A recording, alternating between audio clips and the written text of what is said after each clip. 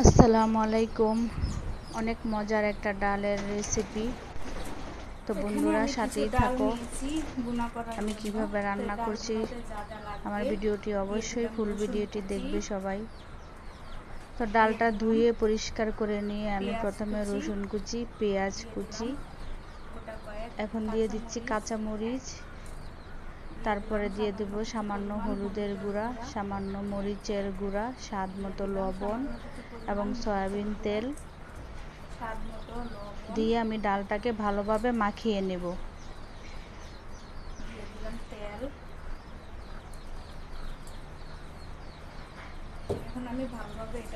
হাত দিয়ে ভালোভাবে ডালটাকে কচলিয়ে কচলিয়ে মাখিয়ে তারপরে আমি লাকড়ির চুলায় ডালটা দিয়ে দেব। তোমরা যারা সব সময় অন্যের ভিডিও দেখো তারা সব সময় ফুল ভিডিও দেখবে। ফুল ভিডিও দেখলে তোমরা যারা পেজ চালাও তোমাদের পেজেরও কিন্তু অনেকটা লাভ, আর যারা ভিডিওটা ছাড়ে তাদেরও অনেক লাভ। তো তোমাদের কাছে আমাদের অনুরোধ এবং রিকোয়েস্ট, তোমরা ফুল ভিডিও দেখবে, ফুল ভিডিও দেখে একটা গঠনমূলক কমেন্ট করবে। তো এই ডালটাতে আমি টমেটো, ধনেপাতা আর কাঁচামরিচ অ্যাড করে দিব ডালটা যখন হয়ে যাবে, মানে কিছু বাকি সময় থাকবে তখন আমি ডালটা চুলায় বসিয়ে দিলাম, আমি এগুলো অ্যাড করে দিব।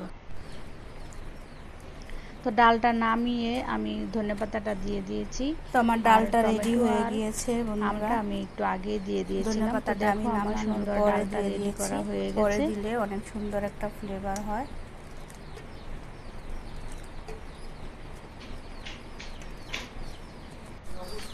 এই ডালের সাথে আমি খাওয়ার জন্য আলুর ভর্তা বানাবো, রসুন ভর্তা বানাবো সকালবেলার নাস্তার জন্য।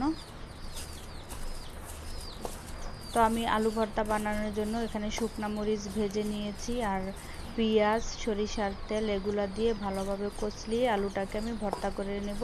তারপরে কিছু ধনেপাতা দিয়ে দেব।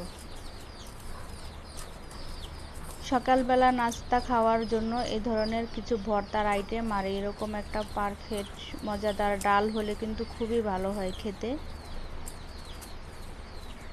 আমি জানি না আমার ভয়েসটা বা আমার কথাগুলো তোমাদের খারাপ লাগে কিনা বা শুদ্ধ হয় না, এরকম তোমরা পছন্দ করো কিনা। আমি আমার মতো করেই ভাষা ইউজ করি, যেরকম সবসময় কথা বলি ওরকমই ইউজ করি, যেমনটা পারি এমনটাই আমি করি। চেষ্টা করছি জীবনে কিছু একটা করে সফল হওয়ার জন্য। তোমরা অবশ্যই আমার জন্য দোয়া করবে আর আমার ভিডিওটি দেখবে। যারা ফেসবুকে দেখবে তারা অবশ্যই লাইক, কমেন্ট, শেয়ার করবে, আর যারা ইউটিউবে দেখবে তারা অবশ্যই আমার চ্যানেলটিকে সাবস্ক্রাইব করে দিবে, কমেন্ট করবে। তো আমার ভর্তাটা রেডি হয়ে গিয়েছে। পাশে আমি রসুন ভর্তা বানিয়ে নিয়েছি। রসুন ভর্তাটা বানানোর জন্য আমি একটা রেসিপি ভিডিও তৈরি করেছিলাম, কিন্তু ওটা আমি অ্যাড করতে পারিনি, একটু সমস্যা হয়েছে। রসুন ভর্তাটার মধ্যে রসুন, পেঁয়াজ আর শুকনা মরিচ ভালো করে তেলে ভেজে তারপরে রসুনটা ভর্তা বানাতে হয়। এখন আমি কিছু টমেটো দিয়ে দিলাম সালাদ হিসাবে, এটার সাথে খাওয়ার জন্য। আমার হাজব্যান্ড এটা খুবই পছন্দ করে। তো ও বরিশাল থেকে 3 দিন পরে এসেছে, তো খেতে বসেছে, আমি ওকে খাবার দিলাম।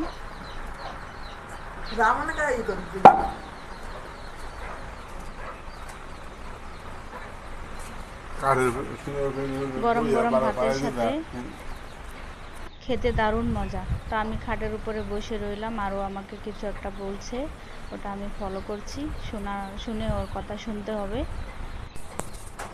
এদিক দিয়ে লেস ফিতা এসেছে, তো আমি একজোড়া কানের দুল রাখবো। আর বরিশাল থেকে আমার শাশুড়ি কচুর লতি এনেছে, অনেক সুন্দর কচুর লতি, খেতে অনেক মজা। আর ঝাড়ু তৈরি করার জন্য শলা এনেছে, আর এটা হচ্ছে দুধমান কচু, এটাও এনেছে। তো লতিগুলো আমার খুবই পছন্দ হয়েছে। লেস ফিতার মহিলাটা এসে গেটের সামনে বলছে লেস ফিতা রাখবেন, লেস ফিতা, সেই আগের দিনগুলোর কথা মনে পড়ে গেল। তা আমি বললাম আপু ভিতরে এসো, আমি কিছু রাখবো। তো এই জিনিসগুলা দেখছি ভালো লাগছে, একজোড়া রেখে দিব। এই একজোড়া দেন, এই একজোড়া।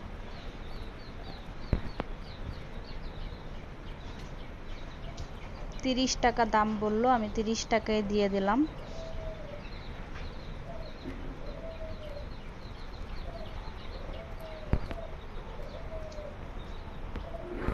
দুপুরে কনকনে রোদ, তো এই জিনিসটা আমি রেখে দিলাম। কেমন হয়েছে আপনারা কমেন্টে জানাবেন।